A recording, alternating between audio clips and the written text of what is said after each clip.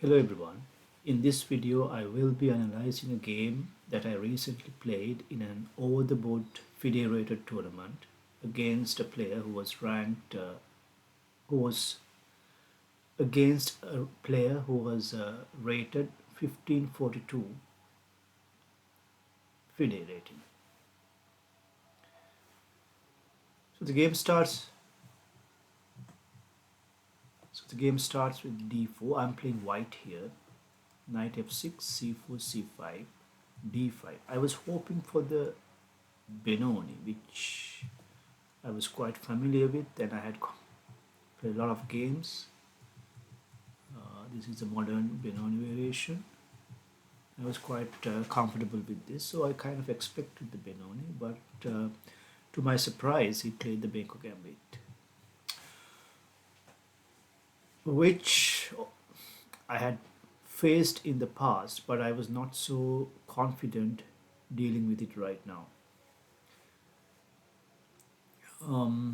The main line would go like this: c takes b5, where white would accept the gambit pawn, a6. And now black is a pawn down, white has an extra pawn, but black gets some counterplay along the open A and B files and the long dark diagonal of the bishop on g7. This is enormous pressure on my queenside. Although pawn up, I didn't feel confident I can deal with this in this tournament unprepared against a player who was more than 300 points below me. I didn't want to take any risks, so I opted for a safer option, which may not have been the best move out there. So I declined the gambit, b4. So I got the kind of position I would like to play. Now part of the queenside is blocked. So that means black's original plan of using the open A and B file on the queenside is now no longer available. It's tempting to play b3 and permanently close the queenside, but I didn't want to weaken the dark squares. If I played b3, all my pawns on the queen side, a4, b3, c4 and d5 would be on light squares, weakening the dark squares. But having said that, sooner or later I would have to play b3, but I wanted to delay it as much as possible. I played knight d2, d6, e4, gaining space and control of the center, knight b d7, knight f3, g6, bishop d3. Now my bishop on d3 is kind of a bad bishop, but I was hoping to get it opened up with a later e5, probably with the help of a pawn push to f4. Now the bishop arrives on the long diagonal and immediately there's pressure on b2.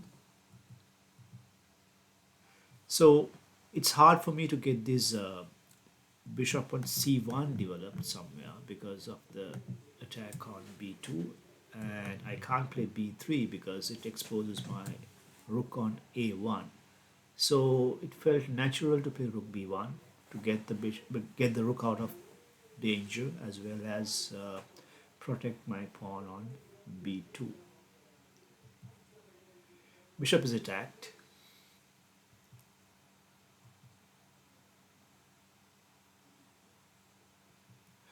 Okay, here I could have defended the bishop with a move like queen e2, but even though this is a sort of a bad bishop, I still valued the bishop over the knight, because after bishop e2 I have the option of chasing the black's knight on e5 with f4 and gaining time for the f4 move, and then probably go for an e5 pawn push. Bishop e2. Now this allows me to set up a very strong pawn center. d7.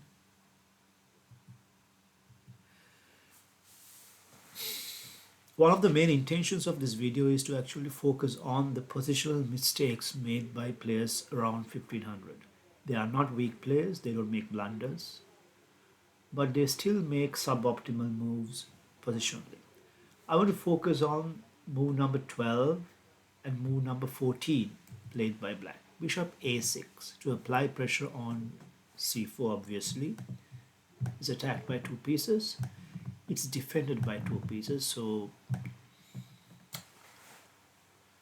black can't win that pawn. And then knight b6, increasing the pressure on the pawn. So it kind of forces me to play b3 as I mentioned before, weakening my dark squares. But have a look at black's two minor pieces on a6 and b6. With the queenside completely closed off, with no potential of any battle being fought on the queenside because of the nature of the pawn structure, which is totally sealed off. These two pieces are out of play. Even the knight, which can jump over pawns, cannot really jump over this barrier. And the bishop is totally out of play. So the battlefield is going to be the king side. That is where white has more space. That is where the pawns has the potential of advancing, and that is where all white's pieces are pointing. So black's two pieces, the two minor pieces on a6 and b6 are out of play. That means on the king side, white has a huge advantage because white has extra pieces on the king side. So in the real battle, it's like white is at least 2 or 3 pieces up. Even this move, queen c7, black is moving the queen to the queen side where nothing is going to happen.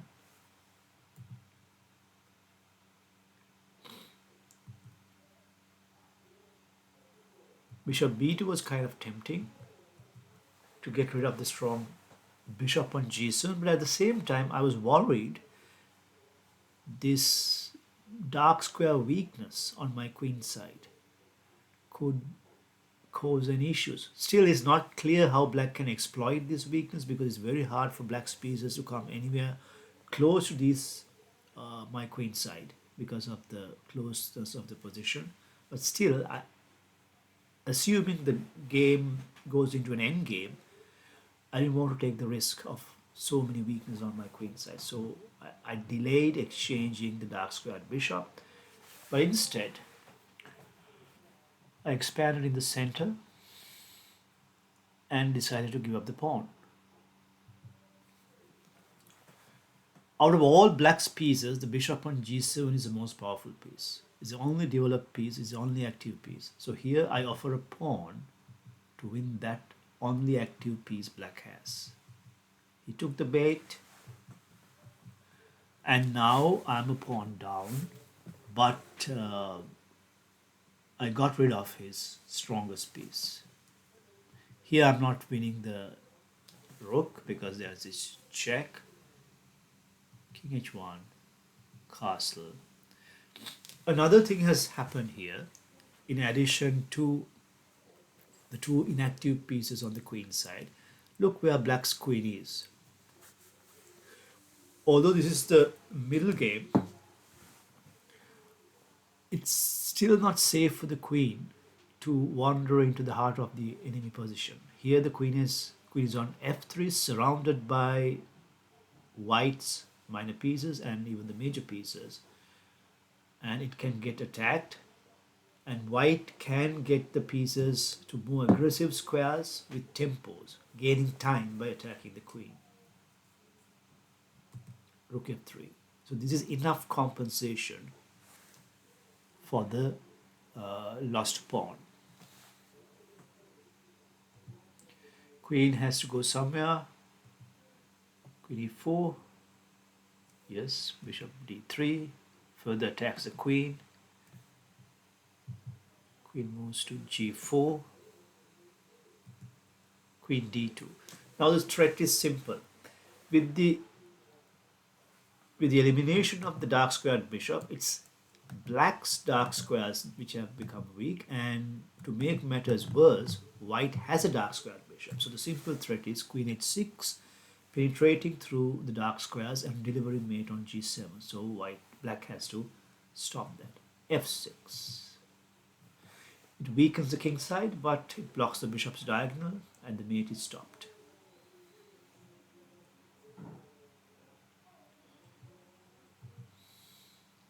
Queen gets attacked. Here, there was a way that I could have trapped the queen. I saw that variation, but then I decided against it. I could have played bishop f5 because g takes f5 is not possible due to rook g3. So, but I kind of decided against this variation because I thought I had more potential to go for a direct attack. Or in this variation, if queen moves to h5, if queen moves to h5, I get bishop e6 check, king g7, rook h3. Once again, yeah, queen doesn't have anywhere safe to move to because queen g5, I could just take the queen, and f take g5 is not available because the f pawn is pinned by the bishop on b2. Anyway, so in this variation, I didn't like this position because although I'm material up, my attack has stopped. And if black manages to activate the pieces, my dark square weakness could come into the picture. And it will take a lot more moves to win the game than through a direct attack. So rook g3 was played, queen h5, rook f1. So I was not sure at this point, I was not sure how to continue the game. Intuitively it feels that I should be able to win the game like very quickly, but it was not clear how I can win. Computers show that rook h3 would have been even faster. Queen g5, queen takes g5, f takes g5. There's a sacrifice there, check, king f7, rook f1. This is the move I failed to calculate, giving a very easy win. So I did not see that variation, but rook f1 is an equally good move. That is, I just remembered some of the games Paul Morphy had played where to complete the attack and finish off, he would bring the last remaining piece into the game. So it's a very good strategic idea. Bring your last piece into the game. Bishop c8. So finally, black is trying to get the bishop activated, and it denies my threat of rook h3. Queen e1, probably not the best move, but at this moment I was running a bit behind on time, so I think I made a few suboptimal moves. Here what the engines prefer is a5, knight d7, and the knight on d7 blocks the bishop's diagonal. Bishop e2, queen h4, rook g4, allowing rook g4, queen h5, rook e4, discard attack on the queen, queen g5, queen takes queen, f takes, rook e7, bishop f1, rook e8, bishop d3. This is the best variation according to Stockfish, but still, yeah, white should win, but it's still not convincing. So probably the decision I took is probably correct as a practical decision for a human versus human game. Rook f7, d6. It's a very good move that breaks through in the middle. Now black's pieces are in disarray.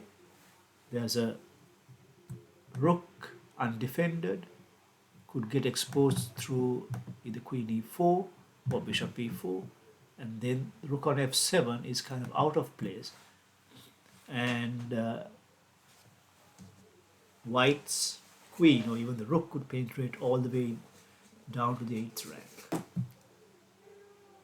So e takes d6. would have resulted in queen e8, rook f8, bishop g6. If rook takes queen, rook takes f6, this should lead to checkmate somewhere. Bishop f6 check, rook e7, bishop e7, and winning. So once again, e takes d6, queen e8 check, rook f8, bishop g6. If h takes g6 here, rook g6, king h7, queen e7 check, king g6, rook f6 check, rook takes f6, queen takes f6, king h7, queen g7 is mate. So yeah, black also took a practical decision, did not capture e5. I think this is a very good positional move. It blocks, it builds a rock solid barrier against the bishop as well as blocks the e5, occupies the center and gains control of these dark squares. So e5 is a bit of a troublesome move, but I had calculated the variation. By this time I had seen the power of a5, chasing the knight to the only feasible square and blocking the diagonal of the bishop on c8. Then came the powerful move bishop e4, attacking the unguarded rook, rook b8, bishop d5, pinning the rook and winning the exchange. So this should be, yeah, this should be sufficient to win, but I was still looking for a mate rather than going for a long end game. Rook h3, queen g5, bishop c1, queen is attacked, queen g4, rook h4, and yeah, not a mate, but I managed to trap the black queen. Queen d4, probably not the best move. I think you should have just captured my rook on h4. Yeah, now black's position is falling apart. Yeah, it was just a matter of time before the game ended. Still, the finish is kind of elegant. Bishop d8 blocks the rook's access to the king side and threatens queen e7. Knight moves away, queen f6, king g8, queen g6 check. Yeah, mate cannot be avoided because king h8 would result in queen f6 mate, bishop f6 mate, and king f8 would result in bishop e7 checkmate. Hope you enjoyed the video. Yeah, the main points I wanted to emphasize was black made some critical positional mistakes in moving his minor pieces to the queen side, which was blocked, and bring the queen all on her own to the middle of, to the heart of white's position, and so that it was vulnerable to attack, and eventually it got itself trapped. So hope you enjoyed the video. Yeah, and looking forward to see you in more videos.